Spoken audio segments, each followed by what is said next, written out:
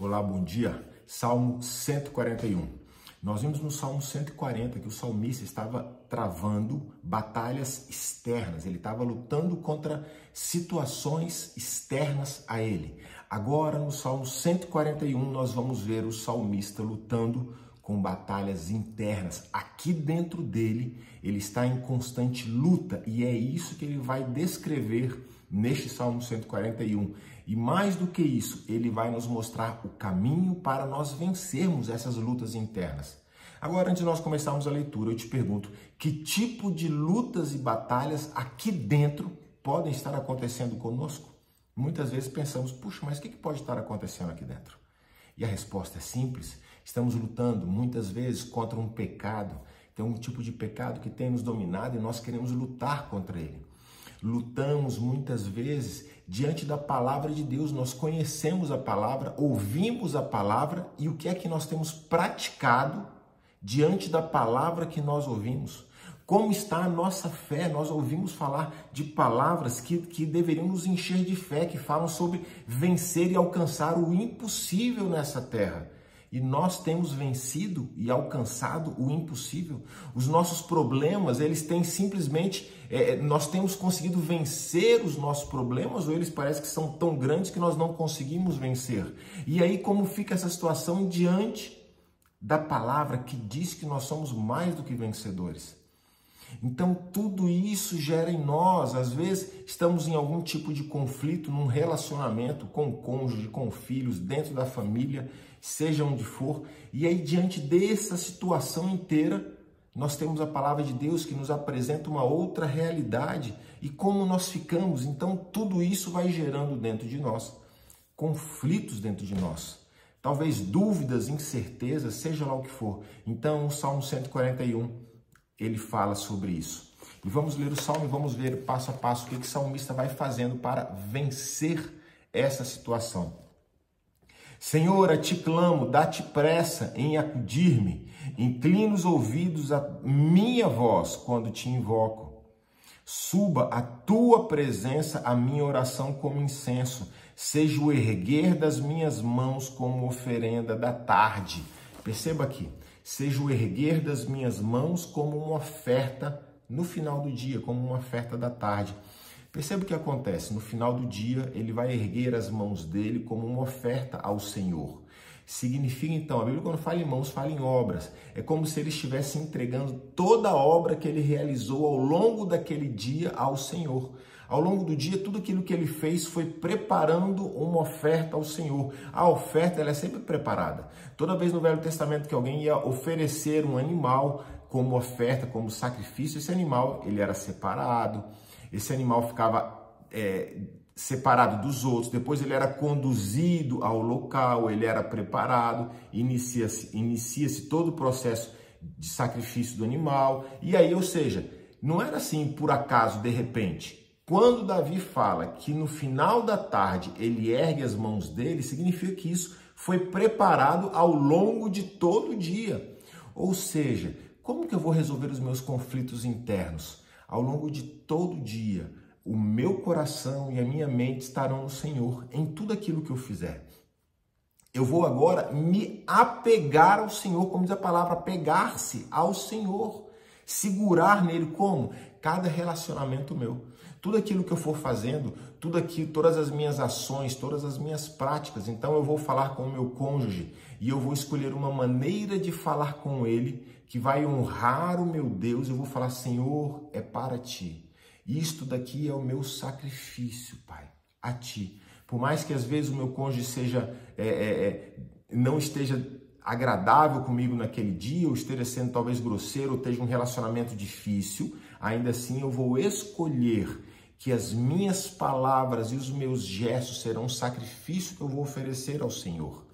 O meu relacionamento com os meus filhos, se às vezes está conflituoso, não está agradável, não está leve, eu vou ser o melhor que eu posso ser e essa será a minha oferta ao Senhor, que eu vou preparando para que no final do dia eu possa erguer as minhas mãos. E a mesma coisa será no meu trabalho, em todo momento, em toda situação. Estou no trânsito, alguém me fecha o trânsito, em vez de devolver uma agressividade, devolver um xingamento, eu vou me acalmar, vou me apegar ao Senhor e vou falar: Senhor, estou preparando a minha oferta a Ti, que eu vou erguer no final desse dia. Então, todas as minhas ações, tudo aquilo que eu fizer ao longo do dia é preparando a minha oferta. Então, no final do dia, eu ergo as minhas mãos como oferta ao Senhor por tudo aquilo que eu fiz. Senhor, tudo aquilo que eu fiz foi para o Senhor. Eu não pensei em mim, mas eu pensei no Senhor, e a minha vida até esse momento foi uma oferta ao Senhor. O texto continua: coloca guarda, Senhor, a minha boca, vigia a porta dos meus lábios. Olha que interessante. Vigia, né? Guarda os meus lábios. Quando fala assim, guarda os meus lábios, o Senhor, parece que eu vou ficar livre, o Senhor quem tem essa obrigação e esse compromisso. Quando ele está dizendo, ele está reafirmando: Senhor, me ajuda a controlar cada palavra que sai dos meus lábios. Por quê? Porque a boca fala do que o coração está cheio. A boca fala do que o coração está cheio. Então, quando eu começo a controlar o que sai da minha boca, inconscientemente eu também estou controlando o que entra no meu coração.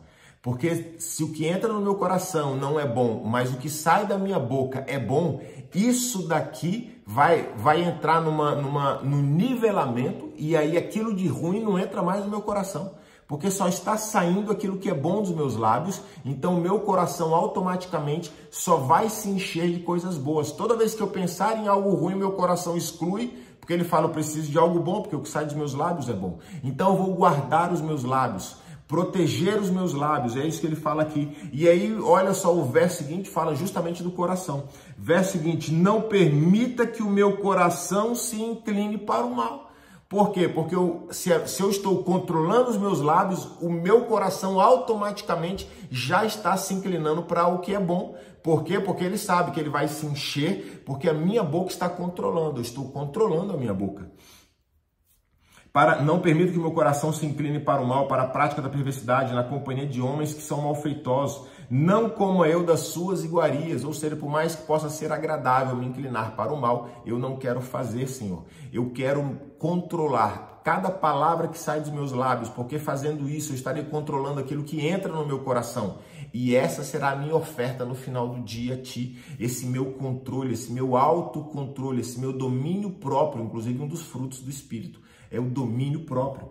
O texto continua: fira-me o justo, isso vai ser um favor que ele me faz. Repreenda-me, será como óleo sobre a minha cabeça, o qual não há de rejeitá-lo. O que ele está dizendo nessa parte? Ele está dizendo: olha, eu quero estar. Se ele pede no verso anterior que ele não esteja com pessoas que não fazem sentido, agora ele está dizendo que o justo, ou seja, que as pessoas corretas me repreendam. Ele está dizendo: é um prazer, é uma alegria ser repreendido. Enquanto eu estou travando essa minha luta interna, eu preciso estar perto de pessoas que vão olhar para tudo ao meu redor com mais clareza do que eu, que vão olhar com sabedoria. É aquela pessoa que vai vir com uma palavra de edificação sobre a minha vida, ainda que isso gere em mim confronto, ainda que gere em mim constrangimento, mas eu preciso me aproximar de pessoas que têm nos lábios uma palavra de sabedoria, uma palavra de conhecimento, que tem uma palavra de exortação, porque às vezes quando estamos em conflito interno,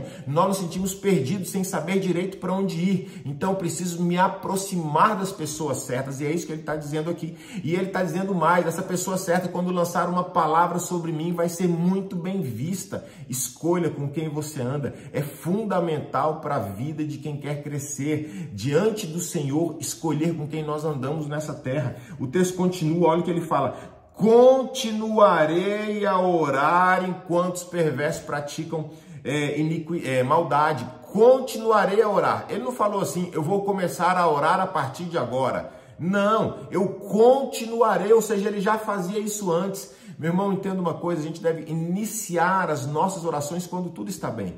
Quando nós estamos bem, quando tudo está em clima de paz, quando tudo está em harmonia, eu vou começar o meu processo de oração, oração contínua, o tempo inteiro. Essa é uma prática básica da vida daquele que é cristão. A oração e a leitura da palavra, esse é o beabá, são as nossas duas pernas. Oração e leitura da palavra.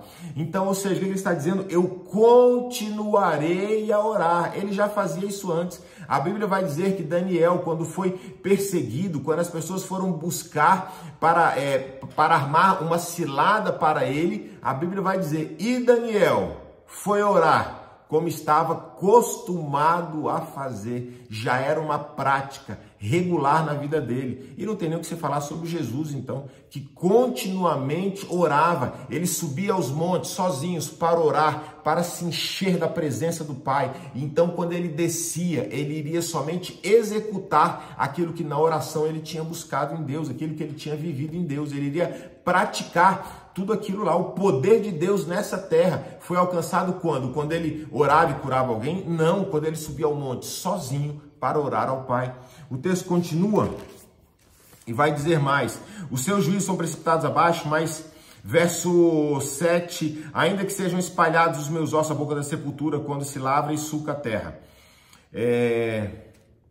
Pois em ti, Deus, estão fitos os meus olhos. Olha o que ele disse, se o nosso dia a dia, ao longo de tudo que for nos acontecendo, a gente está preparando a nossa oferta no final da tarde, ele está dizendo aqui, no Senhor estão fitos os meus olhos. Então, quando eu me relaciono dentro da minha casa com os meus familiares, os meus olhos estão no Senhor. Cada palavra minha eu estou controlando, porque controlando a palavra eu controlo também aquilo que está entrando no meu coração. E tudo isso que eu estou fazendo, tudo isso é com os olhos no Senhor. Eu estou aqui vivendo nessa terra, em meio às outras pessoas, fazendo tudo, cumprindo com as minhas funções, com tudo aquilo que eu tenho que fazer, mas enquanto tudo isso acontece, os meus olhos estão no Senhor. E quando falo os olhos, é os meus olhos no Senhor, o meu pensamento no Senhor. Eu estou pensando no Senhor e na minha oferta, que no final da tarde eu vou entregar para Ele quando erguer as minhas mãos. Que oferta será essa? Eu mesmo. Ou seja, eu vou oferecer ao Senhor tudo aquilo que eu fiz durante o dia, eu vou oferecer ao Senhor a minha própria vontade. Quantas vezes ao longo do dia, talvez eu tive uma vontade de perder a paciência, eu tive uma vontade de devolver, alguém foi grosseiro comigo, eu vou ser grosseiro de volta, alguém me fechou no trânsito, a pessoa me xingou, eu vou xingar de volta. Aí o que eu faço? Eu controlo tudo isso e entrego como oferta ao Senhor aqui, ó. Estou entregando ao Senhor as minhas frustrações, tudo aquilo que aconteceu durante o dia, todo o meu controle que eu me esforcei para ter durante o dia, agora eu estou entregando ao Senhor no final do dia. Essa é a minha oferta. Enquanto as pessoas foram grosseiras comigo, eu fui gentil com as pessoas me ofenderam e eu lancei palavras de bênção sobre as pessoas, não tiveram paciência comigo, mas eu fui paciente com quem me rodeou, então me esforcei da melhor maneira possível em todas as áreas da minha vida e tudo isso que eu fiz foi com os olhos no Senhor para te oferecer aqui, erguendo as minhas mãos, te oferecer essa minha oferta ao longo de todo o dia. O nosso dia é uma oferta entregue ao Senhor. O texto continua, em ti confio, não desampares a minha alma. Perceba, o conflito é aqui dentro, a alma dele está clamando por não ser desamparada. Guarda-me dos laços que me armaram, das armadilhas, caem os ímpios nas suas próprias redes, enquanto eu, neste meio tempo, me salvo, incólume. Esse é o segredo da gente ter essa vida marcada por essa salvação do Senhor. Salvação de quê?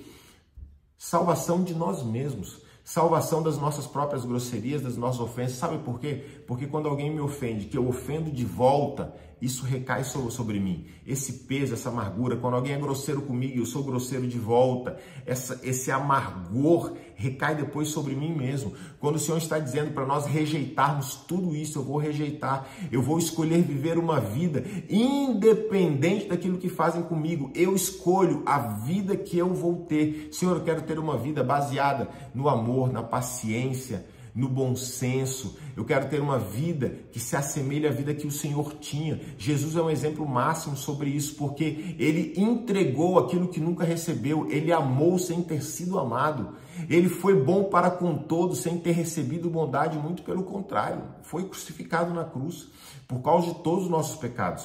O que esse texto salmo nos ensina é que para nós vencermos todo tipo de conflito interno, que às vezes tem a ver com a nossa falta de fé, com a nossa...